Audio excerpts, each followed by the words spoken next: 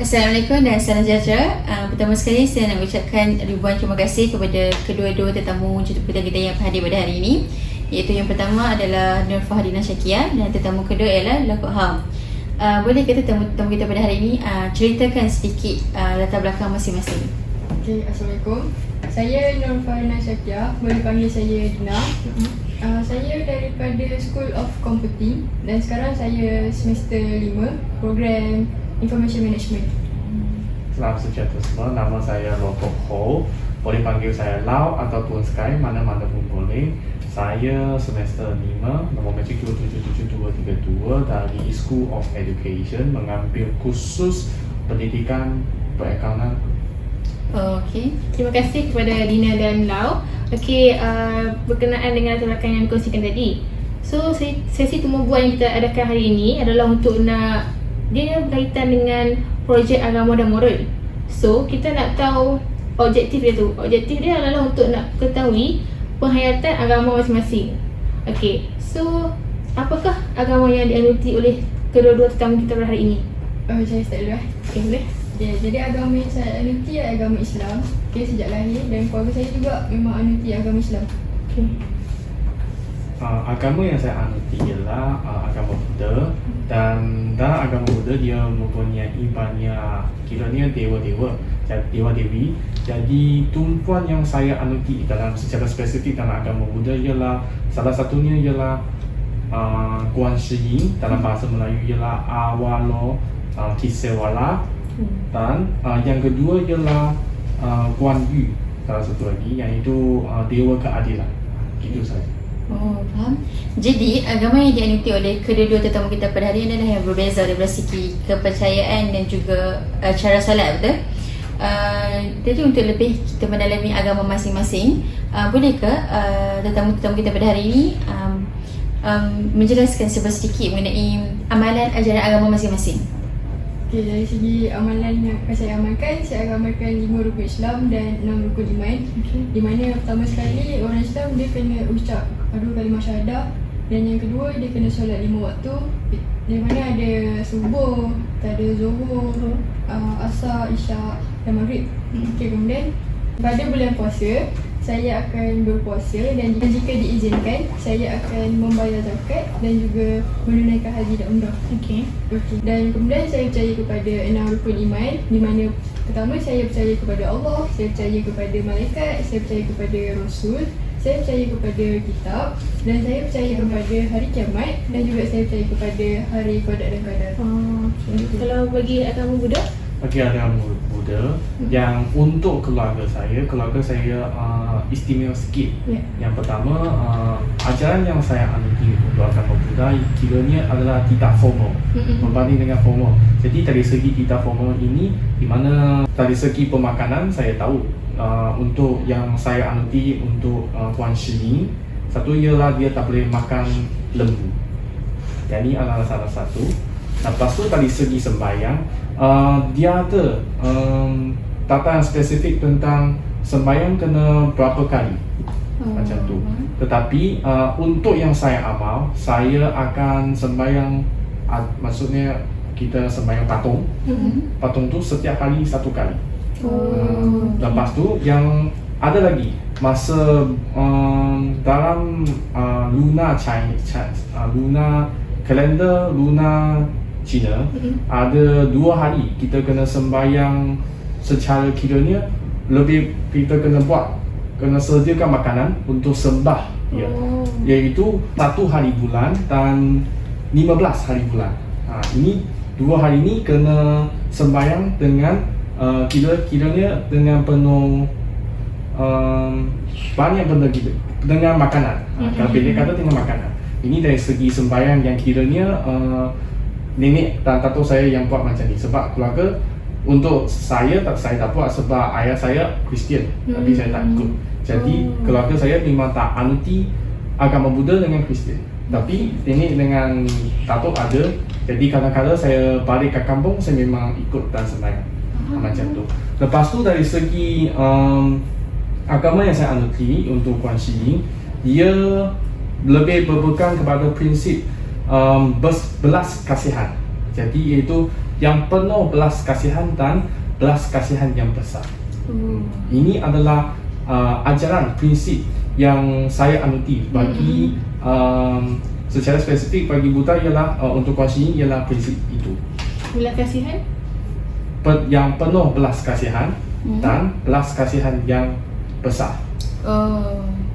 Yang ini secara pendek kata, konsep ini dia lebih kepada belas kasihan kepada seseorang yang mereka ataupun contoh mangsa yang mereka ditimpa seperti banjir, lepas tu mereka kehilangan rumah. Jadi sebagai manusia kita akan mewujudkan perasaan belas kasihan kepada mereka. Dan dengan ada belas kasihan kita, niat hati kita adalah untuk menolong mereka. Inilah prinsip untuk Kuan Shi Yin yang mengutamakan prinsip belas kasihan. Okey. Terima kasih atas jawapan yang diberikan tadi. Jadi jelas amalan yang diamalkan oleh setiap agama tu berbeza. Macam dari segi agama Islam ada 5 rukun Islam dan 6 rukun iman. Kalau secara ringkasnya dari jawapan agama Buddha tadi berdasarkan Guan Shi Yin. Okey. Jadi kedua-dua agama ni mestilah ajar kita untuk nak buat kebaikan dan larang kita untuk buat keburukan. Persoalannya, bagaimanakah kedua-dua tetamu kita pada hari ini menyelesaikan masalah berdasarkan agama masing-masing? Okay, bagi saya akan menjadikan Rasulullah SAW sebagai contoh dalam hidup saya sebab Rasulullah dia seorang yang sabar dan dia sentiasa bertindak yang tak dalam tergesa-gesa, dia akan fikir dulu sebelum dia bertindak. Okay, dari selepas itu lagi saya akan sentiasa beristighfar dan berzikir, dan untuk saya usaha sesuatu saya akan sentiasa melakukan solat sunat dan solat hajat. So dan selepas tu saya akan sentiasa bertawakal. Okay, dalam Islam. Kalau bagi agama Buddha apa? Bagi agama Buddha yang secara umum lah, prinsip umum bagi Buddha ialah kalau kita buat baik, kita akan dapat balasan yang baik. Dan ini adalah sangat secara langsung yang kita boleh nampak lah. Dan mungkin kita akan berlaku kepada dia sendiri, tetapi mungkin anak-anak cucu dia masa depan dia akan berlakunya di mana jasa yang telah dia dibuat akan dibalas balik. Manakala untuk yang mereka yang berbuat jahat, berniat jahat, perbuatan yang tidak boleh diterima oleh masyarakat, mereka akan salah satu hukuman yang mereka akan terima ialah mereka akan masuk neraka.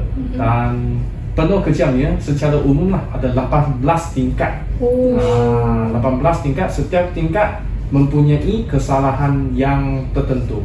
Contohnya kalau dia bohong, maka salah satu tingkat ialah dia potong lidah, kena potong lidah. Yang paling teruk sekali yang saya tahu, tingkat 18 ialah kawasan yang penuh dengan api dengan lawa. Dia dibakar dengan teruk. Yang tu yang paling terakhir sekali. Inilah prinsip secara umum 18 tingkat bagi hukuman yang bagi orang yang berbuat hukuman jahat. Dan orang yang berbuat baik dia akan dibalas, tetapi sama ada pada dia sendiri ataupun masa depan yang terlibat ataupun sekeliling dia yang akan berlaku kepada jasa yang akan dibalas balik kepada sekeliling dia. Berdasarkan penerangan daripada kedua-dua tamu ni boleh nampak dia ringkas tapi jawapan yang sangat padat lah kan. Setiap permasalahan yang timbul tu pasti ada jalan penyelesaian, dan setiap saya boleh nampak dekat sini meskipun agama Islam dan juga agama Buddha masing-masing menekankan kita untuk menyelesaikan masalah dengan cara yang baik.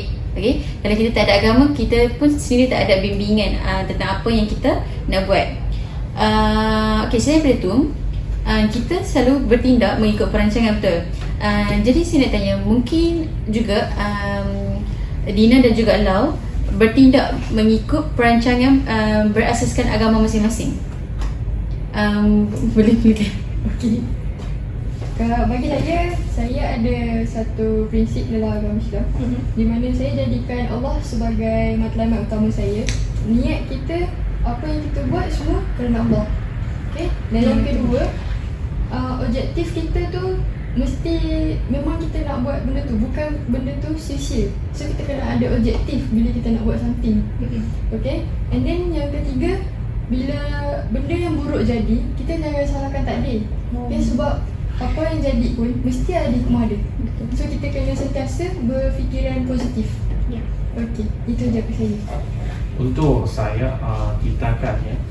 Yang pertama, saya ni untuk agama Buddha, mereka mestinya mengamalkan prinsip-prinsip yang dia banyak, tapi sesetengah prinsip yang seperti yang saya kata yang umum tu. Jadi prinsip yang kita semua sebagai orang sebagai Buddha wajib untuk mengamalkan prinsip yang seperti saya kata tadi. Berbuat baik, kita akan dapat balasan yang baik.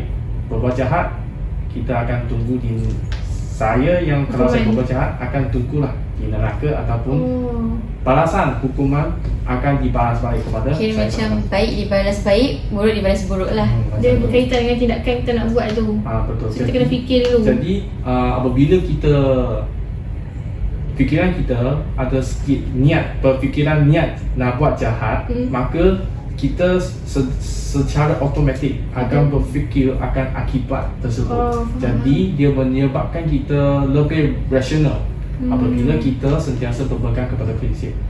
Iaitu jikalau lah saya nak buat jahat, tetapi secara tiba-tiba ataupun minda saya secara akan muncul bahawa saya tak boleh berbuat demikian. Kalau tak, saya akan diterima balasan. Macam tu. Lepas tu, selain yang tu adalah secara umum. Bagi yang saya sembah, iaitu Kuan Shi Yin, satu lagi sub sembah ialah Kuan Yu. Okay, Kuan Shi Yin seperti yang saya kata tadi, dia menumpukan tentang belas kasihan. Jadi apabila sekeliling saya wujudnya dari segi masalah yang telah ditimpa, jadi saya akan menolong mereka sebab saya akan wujud belas kasihan. Ini prinsip. Yang ni saya tak boleh kata saya mengamalkan, tapi secara automatik saya akan mempunyai perasaan belas kasihan terhadap mereka yang ditimpa. Jadi prinsip yang dia ada ialah prinsip keadilan dan prinsip ketaatan. Ini bukan ketaatan kepada negara, tapi ketaatan lebih kepada kawan, sekeliling dan hubungan keluarga dan lain-lain. Terima kasih atas jawapan yang diberikan oleh Lau dan Nina tadi. Jadi kita dapat simpulkan perancangan tindakan oleh agama masing-masing itu berbeza. Contohnya daripada agama Islam, kita mestilah bernawaitukan Allah. Lepas tu kita mestilah ada objektif sebab tak nak perkara yang kita buat tu sia-sia. Kemudian kita jangan pernah salahkan takdir, dan setiap yang berlaku tu pasti ada hikmahnya. Jadi bagi agama Buddha pula dapat simpulkan, kita boleh dapat simpulkan perancangan bagi tindakan agama Buddha ni, yang pertama adalah amalan baik akan dibalas dengan kebaikan dan amalan keburukan akan dibalas dengan keburukan. Selain itu ada juga lagi dua prinsip yang digunakan, iaitu belas kasihan dan keadilan dan ketaatan. Jadi saya juga mengucapkan terima kasih kepada kedua-dua tetamu kita, iaitu Dina dan Lau, kerana sanggup dan sudi meluangkan masa dan membincangkan bersama-sama kami mengenai agama masing-masing. Jadi sungguh menarik dan padat sesi temu bual yang kita adakan pada hari ini. Sesungguhnya yang baik tu datang daripada Tuhan dan yang buruk tu datang daripada kami. Setakat itu saja sesi temu bual kita pada hari ini. Sekian, terima kasih.